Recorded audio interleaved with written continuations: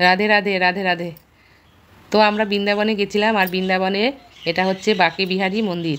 তো বাঁকে বিহারী মন্দিরের ভেতরে একটু অবস্থাটা দেখো, 2 বেলা ঠিক এরকমই ভিড় হয় সব সময়, প্রতিটা দিন। তো দেখো ভেতরের আওয়াজটা তোমাদের একটু শোনায়, তোমরা একটু শোনো।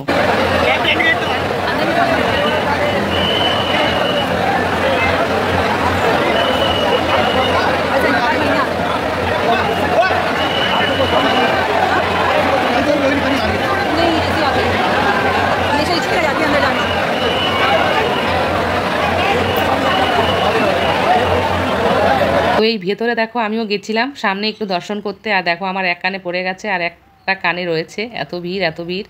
সামনে গেছিলাম একটু প্রভুর দর্শনের জন্য, তো একটু দর্শন পেয়েছি আমি। তো আমার খুব মন প্রাণ খুবই শান্তি হয়েছে, খুবই ভালো লাগছে। আর এই যে লাইনটা দেখছো, এখানে হচ্ছে মন্দিরের ভেতরে ঢোকার লাইন, এটা একটাই দরজা। মানে এখানে মন্দিরে ঢুকতে হলে একজন 500 টাকা করে লাগবে। মানে সব মন্দিরেই ব্যবসা চলছে, কিছু করার নেই, কিছু বলার নেই। আমাদের মতো সাধারণ মানুষদের হচ্ছে বিপদ। তো যাই হোক, আমরা আর ভেতরে ঢুকিনি, এখানে আমরা 3 ঘন্টা দাঁড়ানো। আর মন্দিরের এখন দরজা বন্ধ হয়ে গেছে। এই যে লাল কাপড়ে নাম লেখা রয়েছে, এটাই হচ্ছে বাঁকে বিহারীর মন্দিরের আসল দরজা। তো দরজা এখন বন্ধ, প্রভু এখন শয়নে আছে।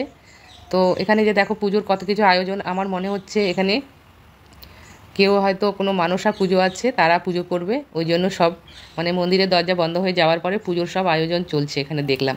তো আমি এখন আছি মন্দিরের ভেতরে। তো এইখানেই ঢোকার জন্য 500 টাকা লাগতো, আর এখন মন্দির ফাঁকা হয়ে গেছে, এখন ওপর থেকেই উঠে একটু দর্শন করলাম ঠাকুরের মন্দিরটা। আর এখন মন্দির দেখো বন্ধ হয়ে গেছে, আর সবাই সেবায় লেগে গেছে। আমার মেয়েরও অনেক দিনের ইচ্ছে, সে সেবা করবে মন্দিরে, বাঁকে বিহারী মন্দিরে সেবা করবে। এই যে সবাই সেবায় লেগে গেছে, দেখে খুবই ভালো লাগছে। প্রভু এখন শয়নে আছে, আর প্রভুর সব ভক্তরা শয়ন পরিষ্কার করতে লেগে গেছে, শয়নে সেবায় লেগে গেছে। তো আর এখানে এতটাই মানে ফুল পাতা, তারপরে প্রসাদ হাত থেকে পড়েছে, পুরো মন্দির পুরো আঠা আঠা হয়ে গেছে জানো। আর এখানে দেখো আমিও যতটা পারছি হাতে করে নিয়ে নিয়ে ফেলছি। তো এখানে দেখো কত পাতা জাম হয়ে গেছে, আমিও একটা লাঠি নিয়ে নিলাম, নিয়ে এক হাতেই যতটা পারছি টেনে টেনে সেবার কাজে লেগে গেছি।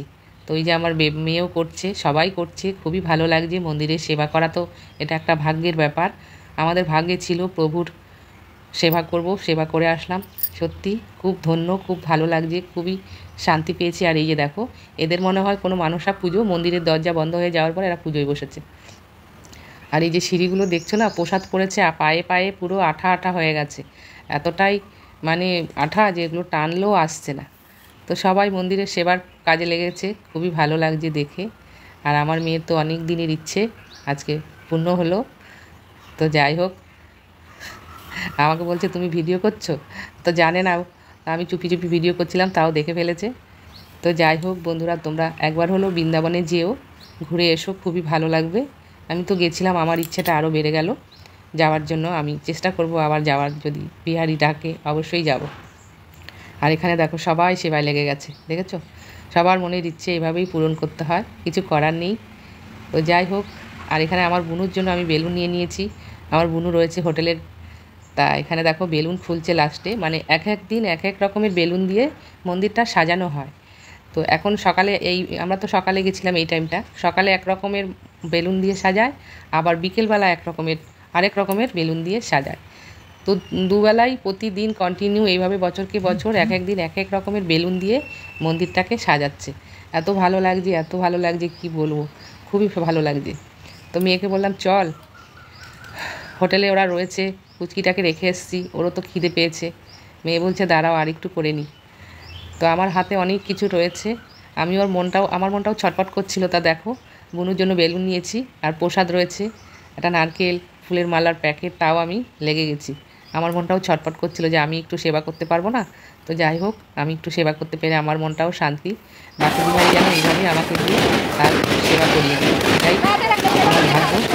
বিহারি গাড়িতে যাবে, আমার মেয়ে দেখো চোখে বাচ্চা হয়ে গেছে, বেলুনগুলো মানে খুলতে সবাই ফাটাচ্ছে, কোনো ফাটাচ্ছে।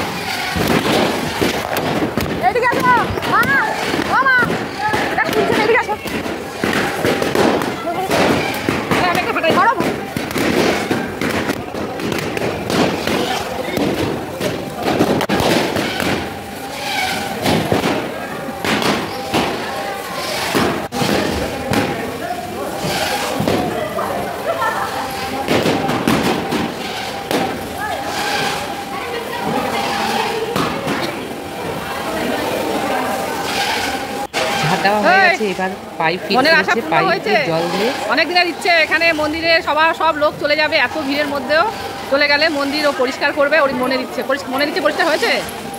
আচ্ছা, রাধে রাধে। যাক, মনের ইচ্ছে পূর্ণ হয়েছে, এটাই অনেক। চল এবার বাড়ি চল, আমরা অনেকক্ষণ প্রায় 3 ঘন্টা ধরে আমরা এখানে দাঁড়িয়ে আছি। ও এত লোকজন বাবা ভর্তি ছিল, এখন দেখো মানে পুরো মন্দির ফাঁকা। চল এবার চল আমাদের বাড়িতে ওর খবর হোক, চল।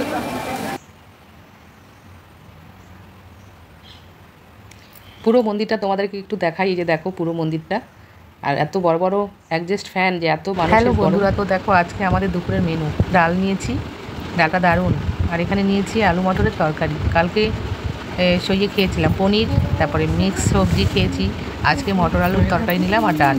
যদিও একটাই হোটেল পেয়েছি, এই হোটেলে শুধু ভাত পাওয়া যায়, অন্য কোথাও ভাত পাওয়া যাচ্ছে না। যেহেতু আমরা বেতো বাঙালি, ভাত একবেলা না খেলে তো আমাদের চলবেই না, ভাত একটা ওষুধের মতো। তা যদিও একটাই হোটেল পেয়েছি, তো চলো খেয়ে নিই, টাটা বাই। ভালোই খাচ্ছি কিন্তু নিরামিষ।